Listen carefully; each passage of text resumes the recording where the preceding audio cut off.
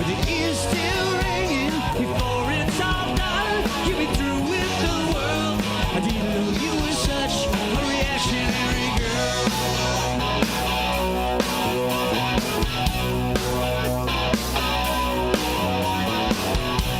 Her eyes became restless and mouth got tense.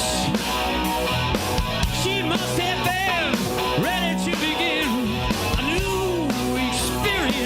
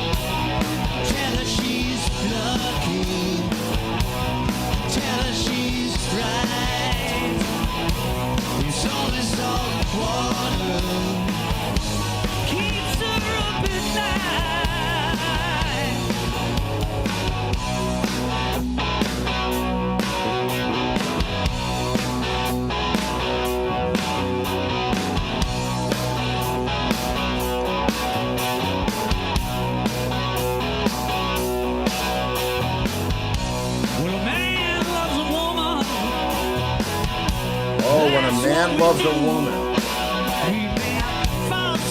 See you next fall. I got to sing that I one. love that line. I got to sing that one. Yeah? Yeah. Have a bitch in summer. See you next fall. Did my Tom Bob Petty. my Bob Petty, my Tom Dillon. And oh look who we have tonight. And you know what, kids? We know who we're going to have next Thursday too. But tonight is the Brian Bassett Wild Cherry. Do you remember that show? Well, yes. It blew my mind to find out that Brian was that Wild Cherry was a progressive rock band. Okay, here we go. Where's the... Okay. Hello, Roberto says Steve Luongo, the Richard Gere of drums. What does that mean? Yeah, what the... I'm not sure about that. Is he the American Gigolo? Of Really? drums? Or Is he am I an officer and a gentleman? Well, listen, whatever it is, I'll take it. Thank you very much. Pretty Woman. Yes, Pretty Woman. But you're not playing drums on that. No, I'm not. No. Ah, man, Well, it's... Paolo. Explain, Paolo. Well, I guess, because I don't know. Well, he'll explain. He will. Yes, he will. And we have all night because I'll be right here hanging with you as we play Brian's episode. This is how weird the business is. And this is not the first time I heard this. Keith Crane told me something about 1910 Fruit Gum Company. Now, you know them, Simon Says, and 1, 2, 3 Red Light. An Indian something. Indian Giver. But they were a psychedelic band, like a Jefferson Airplane, for lack of a better description. They were into the trip. Mm-hmm. And all they had to do was put out one bubblegum song, and that was it. and that's for the rest of time. Yeah, now iconic as it is, come on, those songs are like part of music history. I love But it. yeah, Keith told me that the 1910 Fruit Gum Company, all of a sudden that made sense. Because go back, or maybe you know someone that was alive in the 60s, when all that weird branding was happening, and, Big Brother and the Holding Company, it was all, I did read when I was Really? looking up, when I was looking up their songs, that I think it was the singer found a gum wrapper in his attic, and it said 1910 Fruit Gum Company. Oh, yeah, so well, So that's it's not like we don't know somebody to ask. Keith. Yeah. Oh, So- Gail heard Simon Says today on the radio. Well, there you go. Simple Simon Says. Simon Says. Very cool. Yeah. Simple Simon Says. Okay. And Keith, oh, man, wait. let me- Keith says Frank Jekyll. That's the singer, right, Keith? Yeah. Oh, my brother's on the... Oh, hey, bro. Hey, Keith. Well, All right. Thanks, Keith. for those of you that Oh, got... he's the guitar player. Thanks, Keith. For Whoa. those of you that came late to the party, that is my partner in crime and the musical director of the Roy Orbison Experience, Keith Crane, The Vernon on Compton drums. band. Yes. On drums. On drums. Jeez. Might need to turn that up. Yeah, maybe. Maybe. So anyway, amazing, the business. So many bands started out in one direction, and because a label got involved and saw some, Yeah. dollar signs, Yeah. their direction was changed. They were, molded, and And then when they didn't need them anymore, they were cast aside. bye-bye.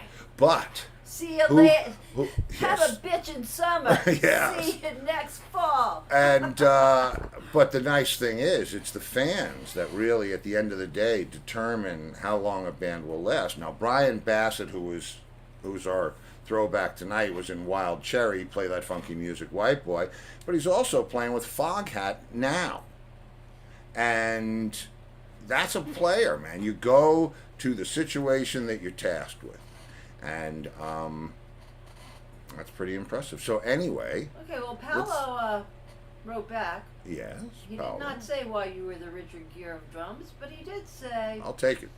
please, could you play a Bob Dylan song called Tempest? Love the program. I can't, and the reason is I will get shut down. That's I that's the only reason that I can't play copywritten material is because We just play things that Steve we've had has the show played. interrupted. So I do stuff that I know. Most of the stuff all of the stuff that I play is mine in one way or the other. Or he's playing drums on But it. He didn't but play somebody with Bob Dylan. somebody manages to figure out a way to copyright infringe me for my own material. So Right. I have to be. Believe me, when I had Brian, the show you're about to see, on the show, which I think it was March 7th No, of April last year. 7th, 2021. April 7th?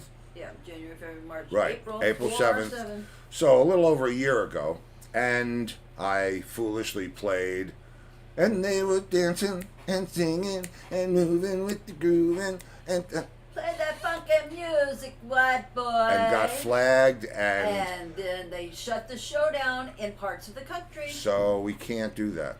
So- Or I would, I But would, he's Paolo, the guitar player I on would. that song. Yeah. Anyway, We let's better get on to it. it. Let's Yes. get to it because this is a good hour long, and it was a great chat, and I hope you enjoy it. We'll be right here watching with you. Questions? Just ask them. Here we Okay. go, kids. Enjoy. Oh. No, you were just, No, I'm you cruising. said schoolgirl. Yeah, whatever. Oh, come in. Ah, Saved by the Bell. Hey, man. Hey, Steve, how's it going, man? Good. How are you doing? Great. Excellent. Excellent. I was just bragging on your touch. Yeah. You're amazing. In the jam. That's my wife and producer of all things but children. That's right. Laurie. Hi, I'm Laurie. Boy, thank you. I think that's the California Blues. Yeah, That's funny. man.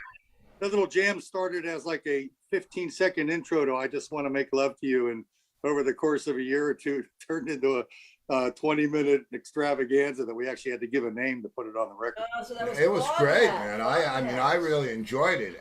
But what are you using? Plexis back there? Yeah, 900s actually. JCM 900. 900s Uh-huh. with a Telecaster and getting that sound. Yeah, it's actually a Schecter, a PT, but it has a humbucker, one of their custom pickups. So it's a nice hybrid between a Gibson and a Tele sound. It certainly is, man. And you Yeah. sling it well, my friend. That was great. Great. Thanks a lot. That was So, great. yeah, man, Has anybody compared you to Eric Clapton? Well, thank you. I'll take any comparison of that nature anytime. But Yeah. Eric's one of the the greatest. So Yeah, to be absolutely. the No, same but cool with me. you have. I mean, it's well, you know what you do. You know what you do. Those are my inspirations: Jeff Beck and Eric and Peter Green and all the British Invasion blues guys that rocked it up. I mean that's where all our licks. Yeah, no, it's right. It's weird how it all came full circle back to here from there, and that and you and I are probably roughly the same age, and we remember black and white TV and no Beatles. Right, when we were like, what are we now, like 39, 40? Yeah, yeah. Yeah, those are the greatest days growing up, in our age group. I mean, we had such great music to listen to, and man, everything was brand new and exciting, and it was, man, just to pull out a new record, and I always used to love putting it on a turntable and poring over every word and picture on that album cover as it played through. I mean, those were exciting times. Yeah, they really were, and they were mysterious. They were cloaked in some mystery because all you ever got, I mean, there was no MTV, there was no any of that. All you got, was if you were hip enough to find Hullabaloo on the weekend, maybe you could see something, or Dick Clark. But you just got some pictures, and maybe there was a fanzine. A lot of that's gone. All of that's gone. There's no mystery about anything anymore. Yeah, it was like you're like a rock and roll detective. I mean, you found a new great group or a new great album, man. First thing you did was share it with your friends. And I taught college for a few semesters, and I used to tell my students back then all you had was, if you're lucky, a nice bicycle and a good stereo. I mean, that was it. And, you played board games. I mean, come on, so whenever you got a new great record, you just went to whoever had the best stereo house and put it on. I mean, it was a group experience, and you just rocked out new stuff. And I remember when, oh God, I remember the first time I heard Jimi Hendrix Experience. It was an event, Come on over. We've got this new record. We all go downstairs to the Doug's house with the good stereo and listen. And it was like, man, it was great times, and they gave birth to great stuff. So, but let me do a hard left turn on you, man. Sure. Wild Cherry. That was, I mean, what? Now I know you came from Pennsylvania, and we have a lot of great people that migrated to the New York music scene from Pennsylvania. Am I right about that? Yeah, absolutely. And Pittsburgh was a really happening music scene at that time. I mean, so many bands. We were all cover bands at some point because you had to play 4 hours a night. But almost every band, and there was a dozen at least in that era, early 70s, that were playing original music as well. There was, I mean, I don't know if people would recognize it, but the Iron City House Rockers, they became national. And then if you go up into Cleveland, Paul Stanley and Billy Price and the Keystone Rhythm Band and Norman Nardini, the Silencers. I had a band there called Airborne. I mean, and everybody was writing original music, as well as covering what you had to cover to gig. So, I mean, it was and there were so many places to play. You could play 5 different places a week and every week. I mean, you made a living. It was, so you're talking about 70s, early 70s. Early 70s, right, in Pittsburgh, and really the tri-state area up into New York, Cleveland, West Virginia. That was our circuit, Pennsylvania. And what was the drinking age in Pennsylvania back then? Was it 18? Well, it was 21, but man, right over the border in West Virginia was near beer with, 18. So they had giant clubs down there, plus a bunch of colleges in that general area. So we would go down there and play for over 1,000 kids on the weekend. That's great. And do you by any chance know Linda Mackley? I do not. No. Was she from the Pittsburgh area? Or that area? Man, a great drummer. She's now, moved to New York or whatever. She's. I know someone he does know that just said to tell him hello, and that would be Tommy Pop. Oh, Tom. Tom said to tell you hello. We'll send my hello back. Yeah. Well, he can hear you. You just did. He can hear you. Okay, cool. Yeah. I do it this way, so that it's. I've told this story a million times. When everybody else started their shows, I wanted to do something that was different and that would not only entertain people at home or let them see something they've never seen before, like me in space. Now they've seen that plenty. But I wanted to recreate the feeling that I got talking to a new musician or an old friend that I haven't seen for 20, 30 years that you bump into on the road. A roadie that used to crew for us who now is with whoever. And those conversations are priceless to me. And I loved running into people, at the hotel bar, the lobby of the And so this way, I can't see the comments either. Of course, when there's something that the producer needs to holler out, and we hear about it. But for me, it's really about, this whole thing and just hanging and doing so. So how did music start? Where did it start? Always guitar? Well, always guitar in high school. I mean, I was pretty sports oriented all through. I played football, ran track, but really, like you said, when Hendrix and Zepp 1 came out, and I used to take a bus downtown Pittsburgh from where the suburbs where I lived and stare at this Gibson Gold Top, and the window of Lawmakins Music downtown Pittsburgh. I mean, I took a bus or hitchhiked. I mean, that was my major transportation back then, was thumbing into town just to stare at that guitar. So when I finally saved up some bucks and my dad pitched in 50%, I bought that Gold Top, and my life took a left turn right about then with all the great music that was coming out and some mutual friends that, we were a basement garage band, and that's where it started. And ended my football career. Now, just a side note, kids, you've heard me tell the story about us taking the bus down to Getty Square in Yonkers so that we could stand outside of a music store and look at a Rickenbacker 12-string. When you were a kid. Yeah, no, last week. Oh, No, I mean that's how, that's what we do. You just are. You have to see that stuff. And back in the '60s, it was rare. You know, it wasn't something that you saw on television or anyplace else. It was like, ooh. So anyway, here we go. Sorry. Started my rock and roll journey. wow. And yeah, and that was it. I mean, along with all the Ed Sullivan shows and all the exciting things that were happening in music, man. I mean, it just got, took me over to like, God, so many people my age. It's funny that you told the story about the gold top because I was in a band. Well, in our band, the second guitar player had a gold top, and it was then, so it was for real. But funnier than that, we were, The bus. 12 years old, Yeah. whatever, and Birds fans. So we wanted to see a Rickenbacker. And they had a Fireglow Rickenbacker at Bill's Music in Getty Square in Yonkers. I'm having a deja vu. Go and see. And I remember just looking at this thing and seeing all the machines on the side of it. And it was, so I know exactly what you're talking about. I mean, I always loved that Wayne's World scene because, oh yeah, you will be mine. I mean, that's true. That's exactly what I felt, Well, yeah, but we did it first. And neither one of you were a guitar player. It was a bass player and a drummer. Yeah, no, I wasn't. No, and I've always wanted a Rick, and when I finally could afford one, they don't play. My hands are too big, and it's just. But that's okay.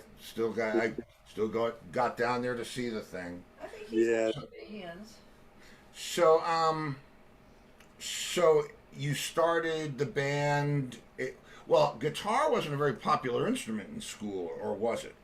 Well, it was. I started actually, as I remember, I started, learning licks, and after school, I went to an all boys high school, sort of a prep school, Central Catholic.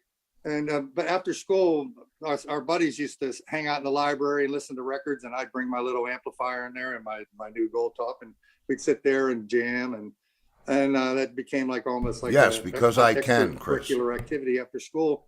And then a couple buddies of mine, one played drums. We had found a bass player, and so we started learning the songs of the day, at least trying to.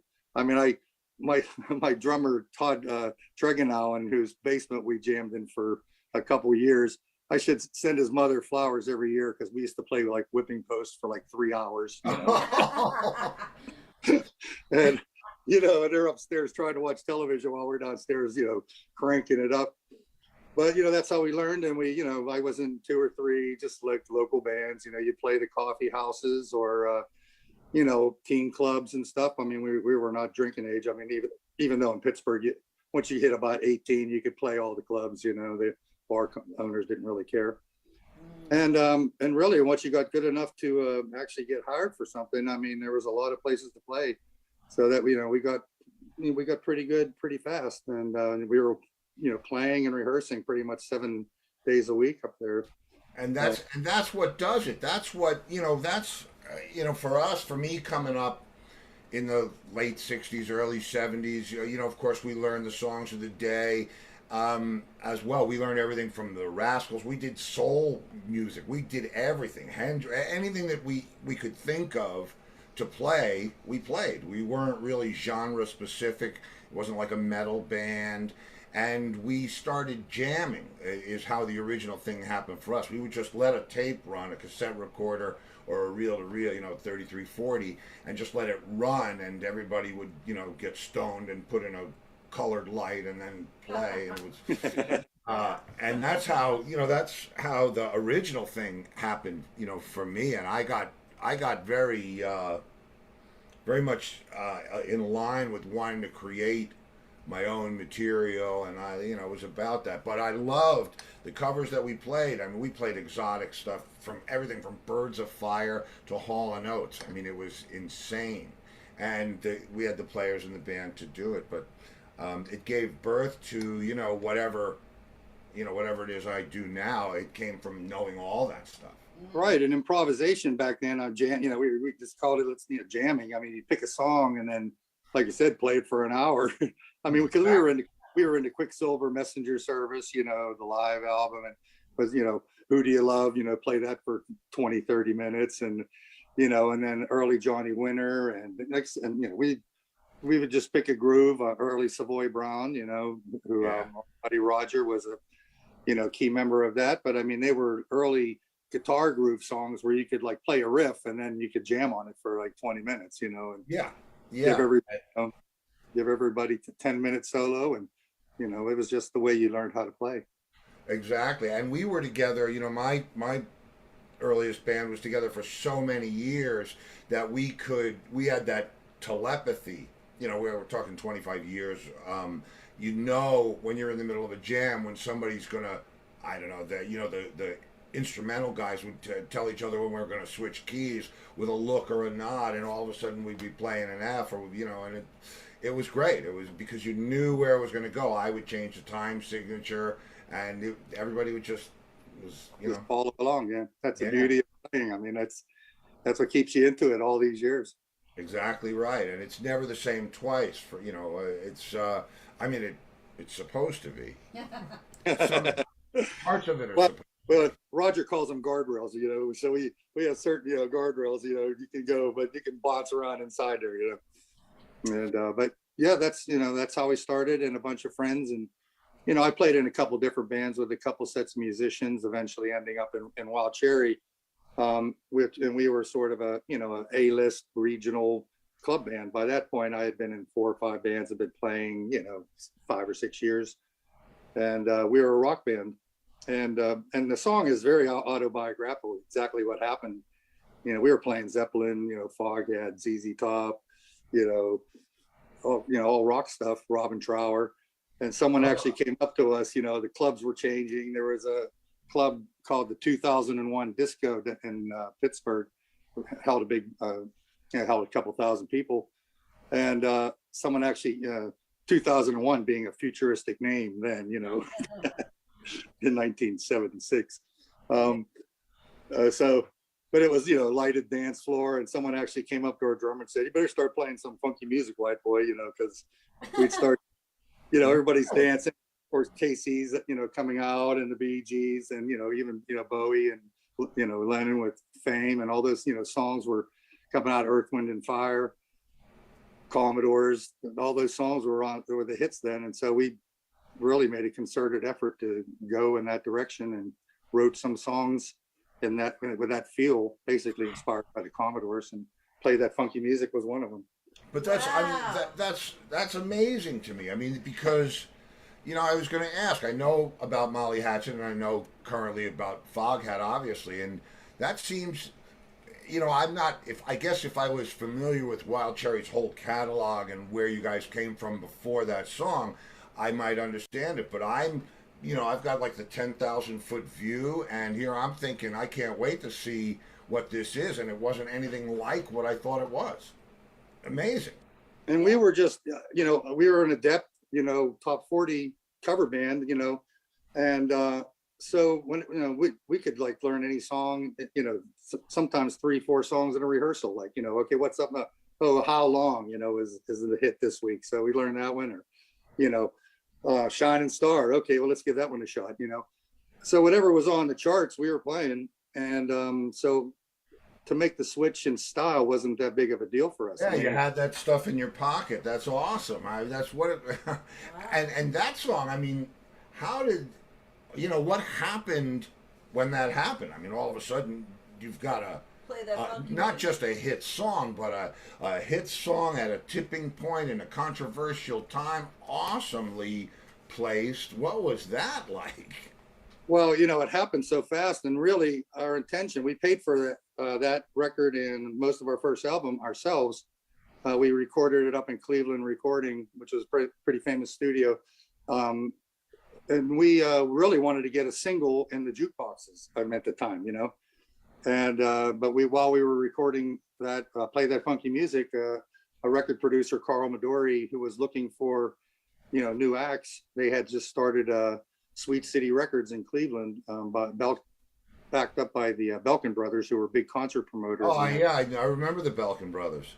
Right, and huge concert promoters. They started a label, were looking for acts to sign, and they came into our studio, and within a short time, Rob Parisi, the band leader and the writer of the song, had us signed, and we were on Epic, and that was in the day of radio boiler rooms. You had to get placed on stations, and so we had, Little Sweet City Records had some really dedicated promo guys that were calling day and night radio stations trying to get us placed.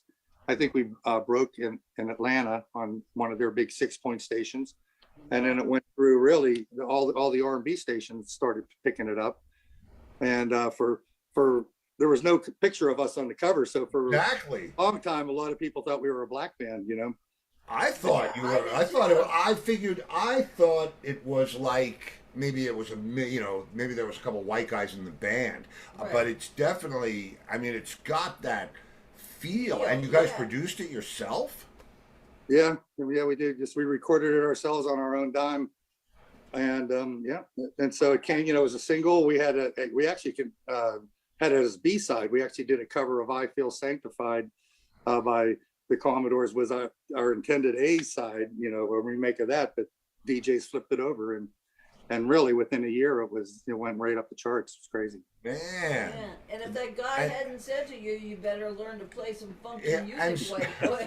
So all right, so it's 75 or so, right? 76, and you're out. You're touring. You're doing tour support. What's that like? I mean, are you playing full shows with a full set, or is it feature here, feature there? No, we were usually a lot of, and because of our connection with the Belkin brothers, we were opening up for the Isley Brothers, Commodores, Earth, Wind and Average White Band. And we were doing full, like 40-minute sets, I guess, 40, 45s, because it was usually just a 2-bill act, maybe one before us with a 30-minute set. I'll tell you a funny story, though. One of our first shows was actually with Santana in Cincinnati. And we were still, going around in a van. Our stuff was in cardboard boxes. We didn't have road cases or anything. So we get up, we set up, Santana visitors or their sound check. We set up our back line, and we plug in the guitars, and we can't reach the microphone line because our cords are only 20 feet long, and the microphones are 30 feet in front of us. So we had to make an emergency run to the music store and get extensions. This was before wireless guitars. That's funny. So right after that, we had a band meeting and hired a production company to get us up to arena stage, because we really went right from the clubs right into arenas. I mean, it was funny. So we weren't exactly prepared for those first couple shows. What a mind-blowing meteor shot that must have been. Wow. Right. And then plus, I'm used to my bass player, I could hit him on the head, on a stage in a club. Now he's like, half a football field on the other side of the stage. So all those things getting adapted to that stage, size was really a big deal for us in the first couple weeks. That's great, man. And so what a problem to have. Yeah, it's a nice problem to have. Yeah. Sure. What was the reception like opening for the Commodores, man? I mean, did people get it? And what was the rest of the set like? Well, the rest of the set, I mean, we had an album out by then, and so we just basically did our whole album, and it was all, funk music, and we did a couple covers.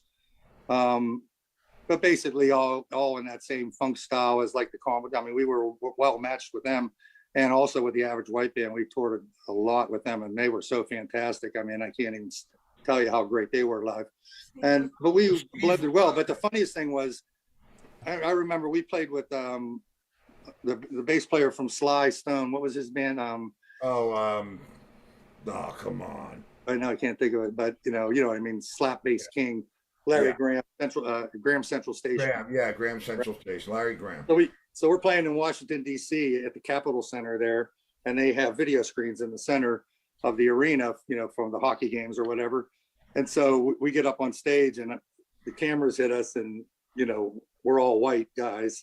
So then you hear like 15,000 people go like, "Ooh!" So wow.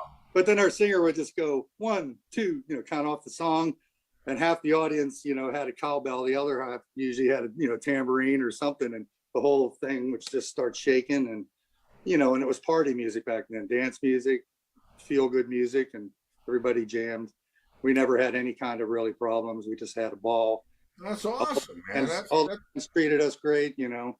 Earth, Wind and guys were wonderful. The Ozzy brothers were real sweethearts, And was Lionel Richie in the Commodores at the time? he was the sax player back then, as a matter of fact. wow. And was Steve Ferroni in the Average White Band? He was, yeah. And we became pretty good friends during that time. Yeah, nice guy. Yeah, he's a great. Yeah, I love Steve. You know, he. Well, we have history there too. He's a good friend, and you know, it's amazing the circle. You know, and that's one of the points of the show is, you know, how it's like going to a wedding and seeing a cousin you've never met before, but it's that family thing. You know, it's amazing what we do. But let me ask you this, because this is going to get us off on a. We waited to talk about this until you were going to be on the show. Did you ever play with P-Funk? Yeah, actually, we did New Year's. We played with New Year's Eve in Atlanta at the Peachtree. And it's really crazy story because, I mean, the whole gang was there. There was P-Funk headline, of course, and that's when they had the spaceship and the Apple had The mothership. Yeah. the mothership. And then Bootsy Collins opened, and then the girls opened before them. So he had the whole thing. There was a sad thing happened that night. Bootsy's star bass got stolen that night. And this is New Year's Eve in Atlanta, if you can imagine. And so, yeah, we opened up for all that. And, but it was, there was a big giant harem tent backstage. They didn't use the dressing rooms in the arena. They just had this giant tent. And you know, there's hookahs back there, and you go in and there's, you know, pillows everywhere. It's like, you know, like you're in the middle of the desert. It's crazy. We just But, watched you know, a documentary on them. I mean, you know, George Clinton, you know, what can you say? And then when they had, you know, and by the time he hit the stage, there's like 25 people on stage, you know. Yeah. Well, I mean, he knows how. We heard who was it that came out of in front of him? We saw a documentary. Watched a documentary on Parliament Funkadelic. Yeah, just And- the other night. And man, who was it that came out of the spaceship before him? Oh, Oh, it's Sly Sly Stone. Stone. Listen, Oh, wow. Yeah, he invited Sly to He do invited a Sly- show with him. invited Sly to do a show with him, and then so Sly opened the show and did the whole thing, and then he said, you know, come on, Sly, you're Get gonna in the come out of the spaceship with me, right? And Sly comes out of the spaceship, and George Clinton comes out behind him naked. And Sly never played with him again. If you can see that documentary, man, it's like wow. Wow, that's hilarious. Yeah, I never met Sly, but our record company for our second record, we were recording up in New York and at CBS Studios, and you know we had CBS Studios in New York. yeah Studio B right there. Which studio do you remember? I think it was Studio B, and it was the building that had the big giant echo chamber, like on the first Second floor. Oh Second man, floor. that's. I got a story about that building, but go ahead, please. So, you know, we're doing our regular sessions, you know, you have, you know, hoagies or pizza or something. Well, the record company had set up a session with Sly. We were going to do a song together. We were going to do one of his songs, us being the backing band and him. So we get into the studio for that day's session, and there's champagne and shrimp. And, you know, there's this full on wedding layout here, but he never showed. So we never did the session. So it was sad. It was a missed opportunity. I couldn't only imagine what would have happened, you know, doing a track with him, but we never got the opportunity, but we were all ready for it. Well, I don't know. I don't know if I wanted. I met Sly once, but I didn't know it was Sly. I was in that studio in Studio A, and if you 16 remember, years old. if you remember CBM, I was a teenager. It was like one of my first, in the first year of sessions that I started doing, and we were in Studio A. The Rascals had just left, right, and I was a huge Rascals fan. And come to find out years later, I'm friends with Gene. All these years later, Gene Cornish told me that was the day that the Rascals broke up. Okay, so there's some good karma for you. So we were trading studio time. You know, with a producer was going to give us some studio time if we played for his artist, which we did. And so I do the drum tracks, and somebody said, "Man, Edgar Winter's up in Studio E," which is, just whatever floor that is. And I go up there, and long story short, he pulls out what turned out to be angel dust. And In a joint. in a joint. I'm a kid. I have no idea. I'm like looking like, wow. He thinks he's smoking a joint. I think I'm smoking a joint. And I spend a half hour waiting for the elevator to move. Anyway, because it was a mess. When the elevator gets back down to Studio A and it opens up, there's Sly. Only I'm so whacked out, I think it's Jimi Hendrix. Because he's wearing he's all in purple and white, velvet and suede and fur Leather and boa. and I'm thinking, this is Hendrix, but he not only is Hendrix glad to see me, he thinks he knows me. He puts his arm around me and starts asking me about Rosie and this and that and the other thing. Hendrix is dead. And Hendrix is dead, right? So I'm thinking, wait a minute, is this like a Paul is dead thing? Did I just ruin somebody's secret that Hendrix isn't really dead? Now they're going to take me out back and kill me? So anyway, but it turned out to be Sly, and it was. And he got to hear him it was sing Family amazing. Affair. Yeah, it was amazing. It was Jeez. yeah. Yeah. Yeah. Who else can appreciate these kind of stories but not people like us? Well, yeah, but I mean, think about it. And again, another reason for the show. I have a very good friend that watches the show. I call him my remote producer because whenever anything's going wrong, he's like, yeah, well, I think now he's in New York. Well, he's on right now because he's going, oh, yeah. Okay, well, there he is. When I would get to certain parts of the country, I would, obviously, if I could bring friends along or whatever it was, and they'd hear this chatter. For me, I miss it. I don't really want to talk about Drew Barrymore or COVID anymore. You know what I mean? Yeah.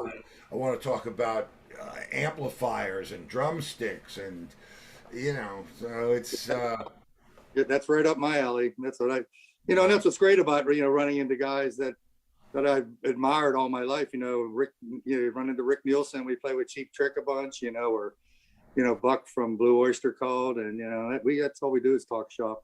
It's great. Yeah, Buck's a good friend. Buck's been on the show. I haven't had Rick on yet, but I've played with Rick in I was in a band with Xander. We were like, we had a band to actually go back to do what we used to do when we were kids and play all cover material. Yeah. Xander wanted to sing Led Zeppelin or Beatles stuff.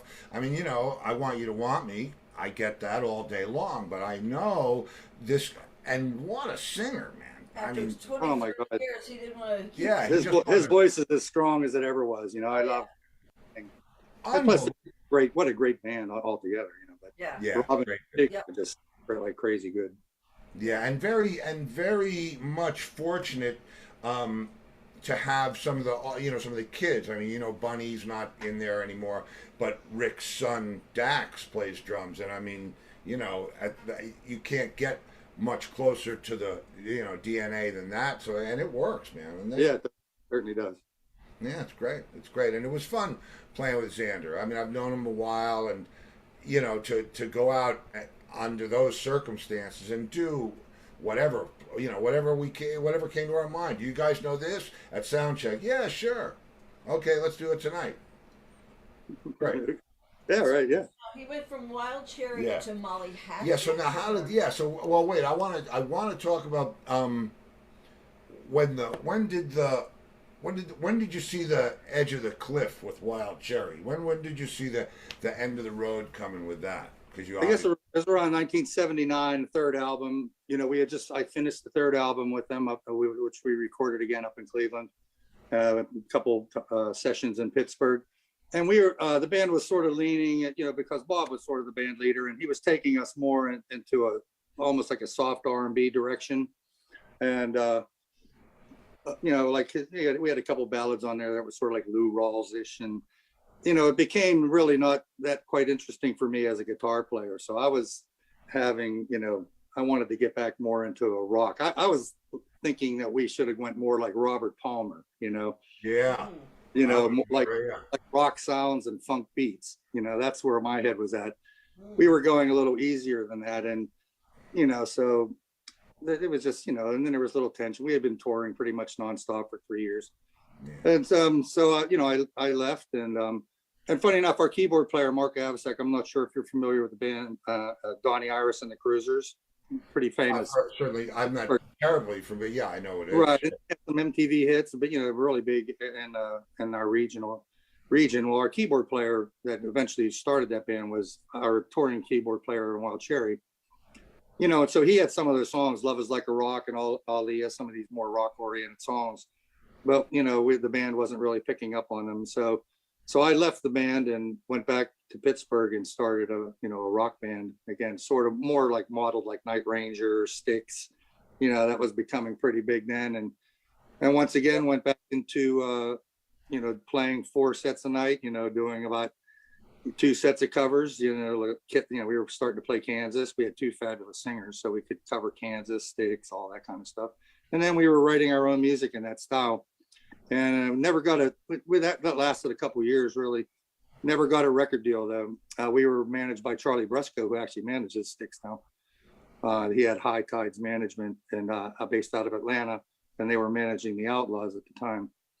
And we were 3 guitars, so they had an interest in our band, but nothing really came of it. We were really busy and played quite a lot all through the tri-state area.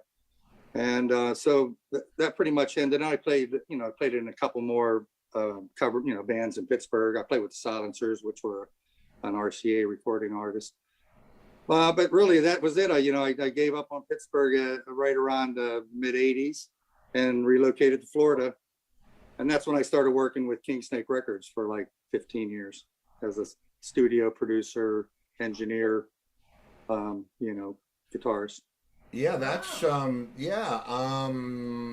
meant to ask you about that because I saw the whole studio thing, and I have is the studio in your house, or is it a separate place? King Snake Studio was actually a studio on a property in Sanford, Florida. It was owned by Bob Greenlee. In fact, there's a documentary being made about that right now. It was very much like a Muscle Shoals kind of deal. It was old school Florida. All analog tape, inspired by Excello. Southeastern swamp blues was sort of our thing. A lot of our early artists like Lucky Peterson and Kenny Neal, who became quite big blues stars, were some of our early artists. I think we did over close to 200 albums out of there in my time. We were doing. Where in Florida was it? Sanford, like Central Sanford, Florida. right? Okay. Yeah, just to the right of Orlando. And it was it was an old, 1800s mansion that had a side building that was converted into the studio. Cool. And so I worked there for, as first engineer, mostly for, most of its existence all the way up until I met Lonesome Dave, in the 90s. So, but I spent most of the 80s and a good part of the 90s as an engineer, producer. And then I had a quartet blues band, played around Central Florida. That's listen, I tell you, if you have the chops for that, that's a great thing to transition into. I mean, especially after you've been, in that Wild Cherry situation, that's a lot of exposure fast, and it messes with your head. Did anybody burn out from that, or is everybody good? No, everybody's good. I mean, actually, we did a reunion for a charity about 2 or 3 years ago now, I think. We picked, we hadn't seen each other probably like 40 years. We got together, rehearsed twice, and played our show from the arenas back then, like flawlessly. Wow. 4 original members, and unfortunately, my good friend Ronnie, was the drummer, passed away just a few years ago. Wow. And we had that last time we recorded it, made a DVD. It was all for charity.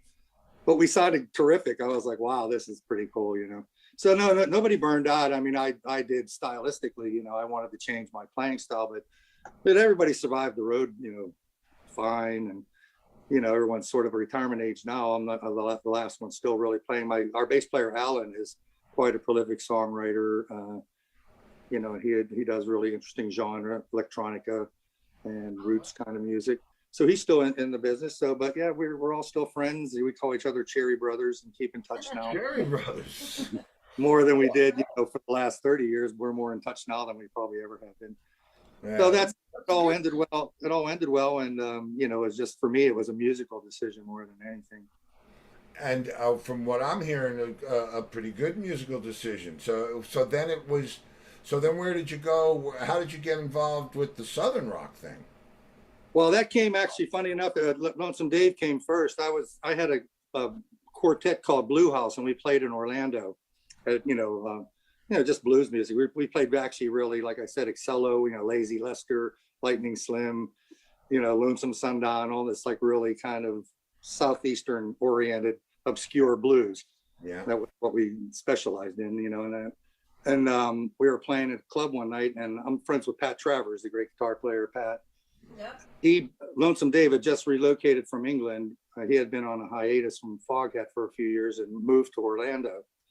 And Pat Travers brought him to see us. He was friends with our bass player, Steve. And I think, Dave was looking to put a band together. I think they came really to look at Steve. But me and Dave, he was like a blues historian, Lonesome Dave. I mean, collector, knew everything about every blues record ever made in America. He knew every song that we played, as obscure as they were. He knew all the artists, Wow. knew the songs. So he sat in with us for like the whole night. And me and him just became best friends. And over the course of the next year, we decided to do like a review where my band opened and Blue House, and did a set. And then Pat Travers would come out and play a set with us. And then Lonesome Dave would come out and play a set with us. And then we sort of had all around Florida for a year or two. And then when Dave decided to go on the road again nationally with his own, it was Lonesome Dave's Foghat. It was basically his solo band. He asked me to join it. So I played with him for 4 years. Oh, wow. And at the end of that time, that was like 89 to like 92. And in 92, all the original members of Foghat reformed under at the request really of Rick Rubin. Rick Rubin was a big Foghat fan and wanted the original band back together. Yeah. So taking place, and we had just finished a European tour with Molly Hatchet, and I became pretty good friends with them in Germany and me and Bobby in particular, because his Les Paul got broken on the way to Europe. So he used my guitar for the whole tour. I'd play my set, give him my guitar, he'd play, and I became really good friends with Danny Joe Brown, and with Americans in Germany. We just hang out at the pub and drink beer and have fun in between shows. And so when they were aware of my situation, and when we got back to the States, one of the last festivals we played was with Hatchet, and Danny's road manager came over and said, Danny'd like to speak with you on his bus. And so I got on there, and Danny Joe said, Brian, would you like to play guitar in our band? We hear you're out of a gig now. I said, yes, sir, I would. He said, so about a week later, literally, I got off Dave's bus, and then Molly Hatchet picked me up on their bus. And our first show they picked me up in Florida. Our first show is in Northern Maine. And so I learned the whole set on the bus with headphones going to Maine. And I get to Maine, and I get off, and here, my very first show with Molly Hatchet is the very first show of the reformed Foghat. So, Weird. so I walk into the arena, and I, out of habit, go into the Foghat dressing room, right? and Roger's on playing as he does before every show. He's practicing on his practice pads, and he looks up at me and goes, wrong dressing room, mate. I go, oh man. Oh yeah. So then I went over, and so I played my first Hatchet show, opening up for Lonesome Dave and a new, really reformed Foghat. Wow, Wow. So that's a crazy story. And I stayed in Hatchet from 92 to about 99, 7 years. Wow. And we did three albums in Germany. And then, the Dave went through a period of illness, and then Rod Price retired. And then Dave was in remission for a while. He asked me to rejoin the band. And so I came back to Foghat. And I played a bit in 99. For a while, I was in both bands, but then in 2000, I rejoined Foghat, and I've been there for the last 20 years now. And what's the lineup now in Foghat? Now it's a Roger Earl, from the original. Charlie Hune, who joined about the same time I did, really. So we've been together 20 years as members of Foghat. Craig McGregor was with us Tony Stevens played with us for a couple of years, and then Craig McGregor played with us for a long time until his passing, just a few years back. And so now we have Rodney O'Quinn, who was actually Pat Travers' bass player, so another Pat Travers connection there. But him and Craig were very good friends, and so Craig recommended him, and we called Pat, and Pat was kind enough to let us have Rodney. So we've been playing this way now for several years. But me, Roger, and Charlie we're on 20 plus years now. Wow. Well, now this is this is a weird place to go. Did Rod Price have a band called Nighthawk or Nightwing or Night Night what?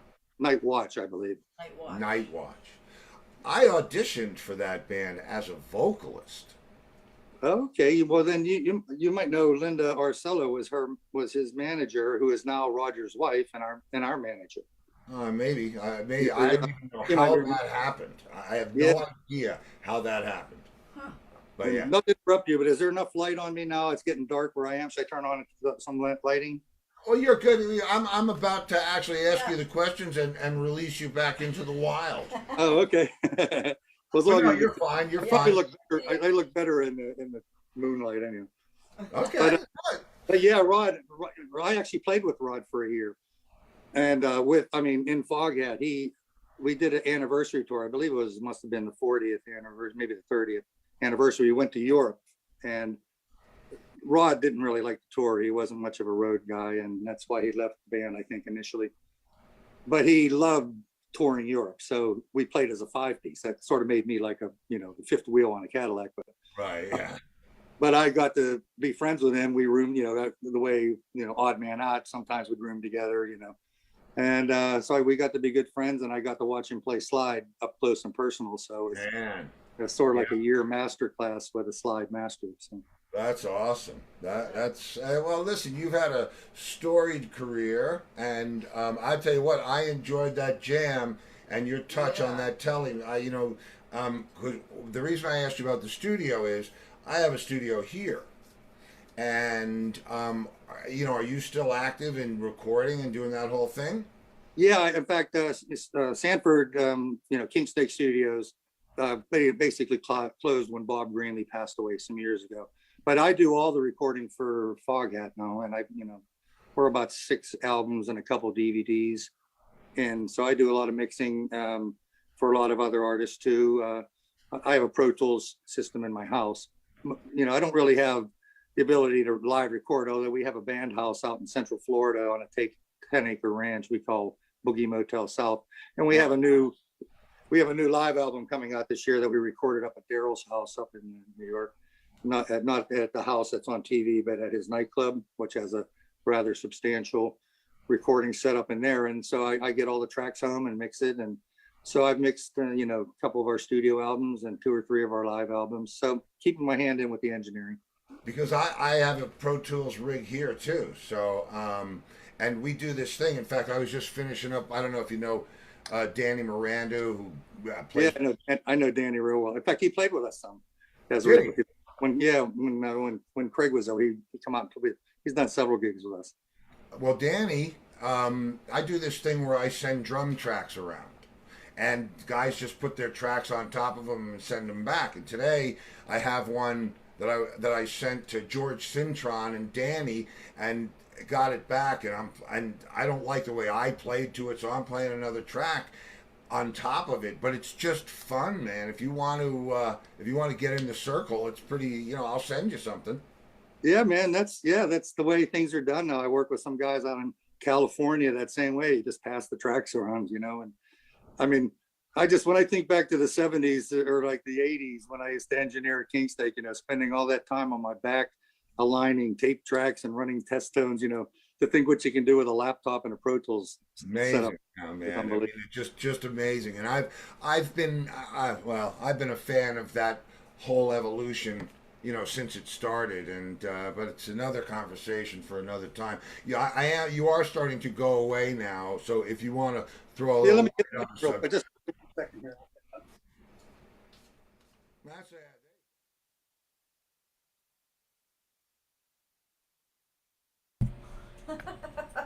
Yeah. You are starting to go away now. That's right, and that's about perfect timing. Wow.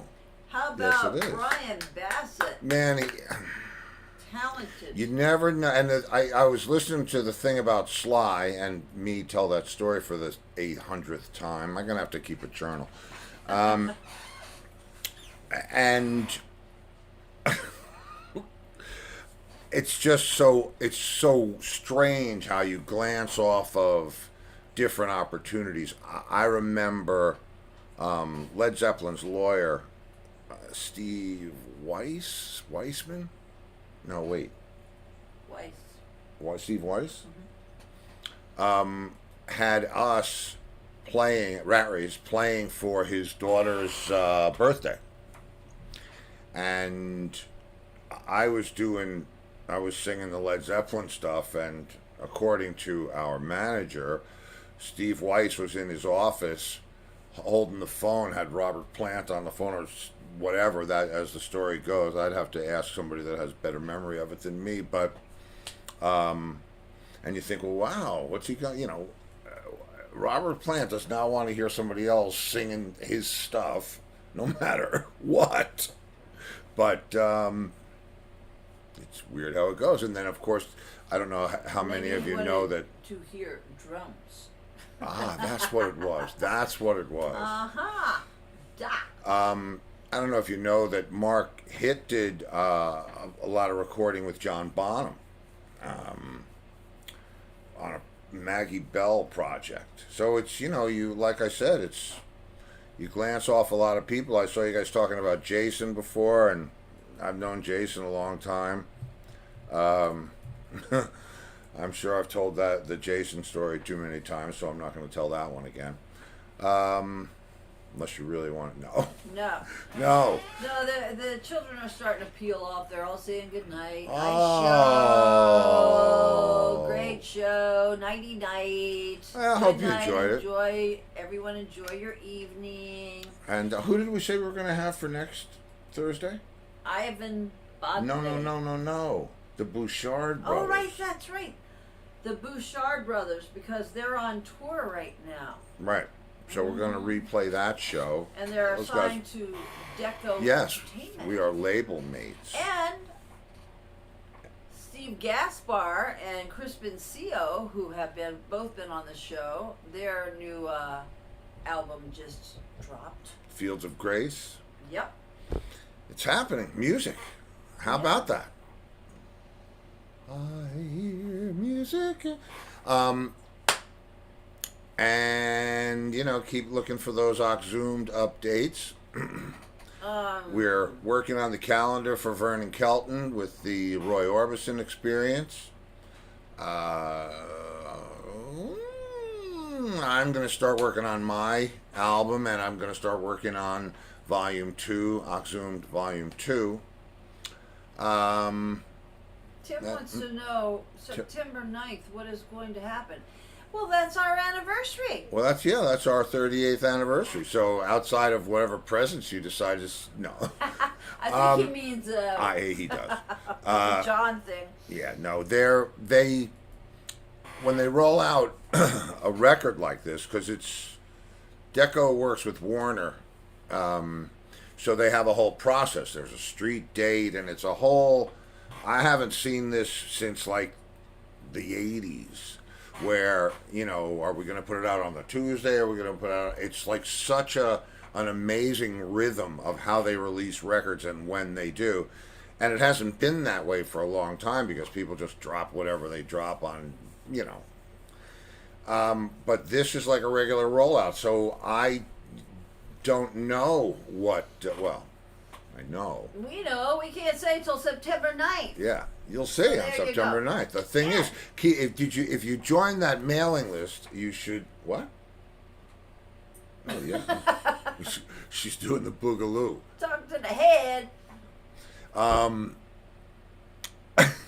If you join that mailing list at Deco or wherever I'll have to put a link to it in the Oxzoomed group, and I'll put it on the page.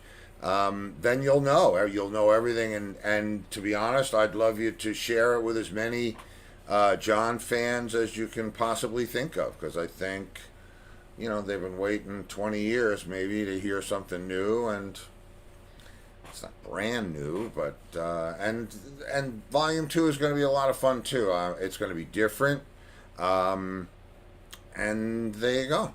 So that's our Throwback Thursday, and So tomorrow night, Free for All Friday. wee. So guess who you get to see?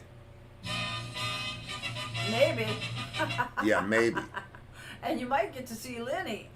Maybe. Lenny, I got to get him some music. I have to get Lenny some music. Wouldn't you say? Yes. Lenny needs his own music? Yeah. All right, good enough. Well, Okay. kids, that's going to do it. And as always, if I don't see you in the future, I'll see you in the pasture. Good night, everybody. Take care, kiddos. Oh, look at that dog swimming through space. Oh, and people screaming.